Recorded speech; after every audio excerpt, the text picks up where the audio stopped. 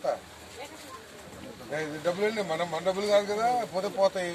మిగిలిపోయిన డబ్బులతోనే డెవలప్మెంట్ చేద్దాం అనుకుంటే ఎట్లా ఏంటి ఫస్ట్ టైము భలే నూజివీడు నియోజకవర్గం మొత్తంలో ఉంది ఇది. ఇక్కడే కాదు, నేను ఎలక్షన్లో కూడా ఫోటోలు తీసి మరీ పెట్టాను డిపార్ట్మెంట్ మరి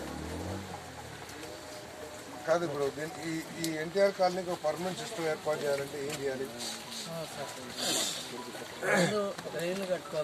ఇటు కట్టాలి, సగమేమో అటు నుంచి ఎక్కడికి మెయిన్ రోడ్ దాకా వెళ్ళిపోవాలి. ఓకే, ఇంకొకటి హాఫ్ ఆఫ్ ది బిట్ ఇటు రావాలి సార్. ఇటు వచ్చి ఎక్కడికి వెళ్ళి ఇప్పుడు మీరు చెప్పారు అటు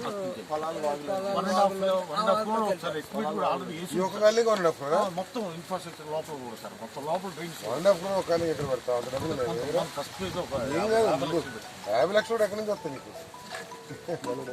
ఈ డ్రైన్, ఈ ఒక్క డ్రైన్ ఎంత అయింది చూడండి, 10 లక్షలు మెయిన్ ఉంటుంది కదా. అక్కడ చూడండి బయట ఎట్లా వెళ్తుంది వాగు, ఆ స్థలం కూడా వాగు అయి ఉంటుందిగా. ఒకసారి కనుక్కొని